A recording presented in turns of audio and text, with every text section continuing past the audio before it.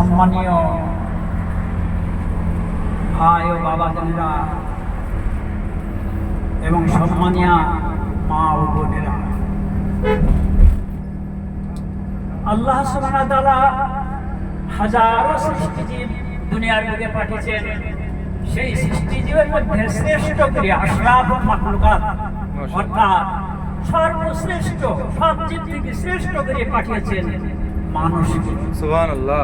আমাদের সৌভাগ্য আল্লাহ সুবহানাহু ওয়া তাআলা আমাদেরকে মানুষ না করে আর অন্যান্য জীবজন্তু যাদেরকে আমরা ঘৃণা মনে করি এরকম করেও পাঠাতে পারতেন।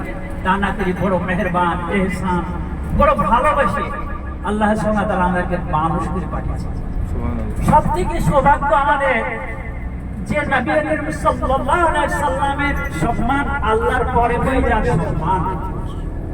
সেই নবী করিম সাল্লাল্লাহু আলাইহি সাল্লামের উম্মত করে আমাদেরকে পাঠিয়েছেন।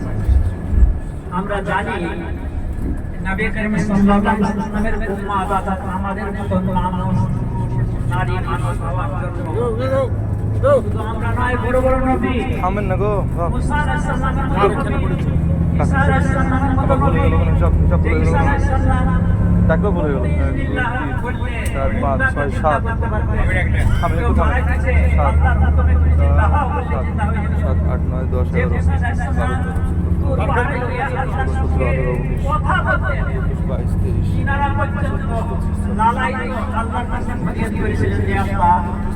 আপনি আপনার হাবিবের উম্মতের এত মর্যাদা যখন দিবেন তা আমাদেরকে নবী না করে আপনার হাবিবের উম্মত করেন না। দেখুন কত বড় মর্যাদা সুবহানাল্লাহ আল্লাহ সোনা আমাদেরকে দিয়েছে। কিন্তু দুঃখের বিষয় মর্যাদা কখন হয়? মর্যাদাকে হাসিল করতে হয়। আমরা দুনিয়াবি জিনিস জানি যে ডাক্তার মাস্টার অফিসার তাদের খুব সম্মান কখন হয়? যখন ডাক্তার এসে হাসিল করে গ্রহণ করে।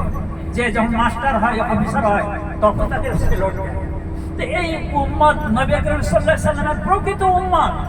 নবী করিম সাল্লাল্লাহু আলাইহি সাল্লাম যে চিন্তা ভাবনা নিয়ে দুনিয়ার বুকে এসেছিলেন, তিনি যে জন্ম থেকে শেষ জীবন পর্যন্ত যে মেহনত করে গেছেন সেই মেহনতের সঙ্গে যারা মেহনত করবে, চিন্তার সঙ্গে যারা চিন্তা করবে, নবীর আমলের সঙ্গে যারা আমল করবে তাদেরই সেই মর্যাদা সেই লাভ। হতভাগা আমরা দুনিয়ার বুকে এসে শয়তানের প্রলোভনে পড়ে শয়তানের ওয়াসওয়াসায় পড়ে আমরা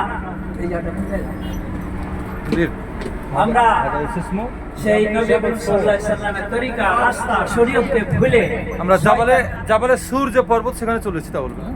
তাহলে আমরা এই মুহূর্তে জাবালে সুর দোয়া হবে এখানে। হ্যাঁ, ওখানে গিয়ে দোয়া হবে যেখানে নবী করিম সাল্লাল্লাহু আলাইহি সাল্লামের মক্কার কাফেররা কুরাইশরা অত্যাচার করে শেষ পর্যন্ত হত্যা করার ষড়যন্ত্র করেছিলেন। সেই মুহূর্তে আল্লাহ সুবহানাহু ওয়া তাআলার নির্দেশে নবী করিম সাল্লাল্লাহু আলাইহি সাল্লাম তার বন্ধু আবু বকর রাদিয়াল্লাহু আনহুকে নিয়ে সঙ্গে নিয়ে আত্মগোপন করে বাড়ি থেকে পালিয়ে এসেছিলেন যে আমি যাবো সেই মদিনায়। কিন্তু যখন দিন হয়ে যাচ্ছে তখন রাত্রি যাপন করতে হবে, শত্রুরা চারিদিকে ঘুরে তারা তল্লাশ করতে লাগিয়ে গেছে। সেই সময় একটা পাহাড় গায়ে সুর অনেক পাহাড়, সেই পাহাড়ের ভিতরে একটা গর্ত ছিল, সেই গর্তে তিনি ঢুকেছিলেন। আল্লাহ সুবহানাহু ওয়া তাআলা নবী সাল্লাল্লাহু আলাইহি সাল্লামকে হেফাজত করেছিলেন।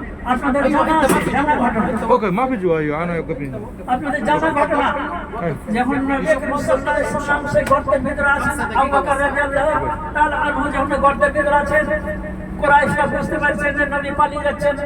কোথায় চলে গেলেন? এখানে যাবেন কোথায়? এখানে বন নাই, জঙ্গল।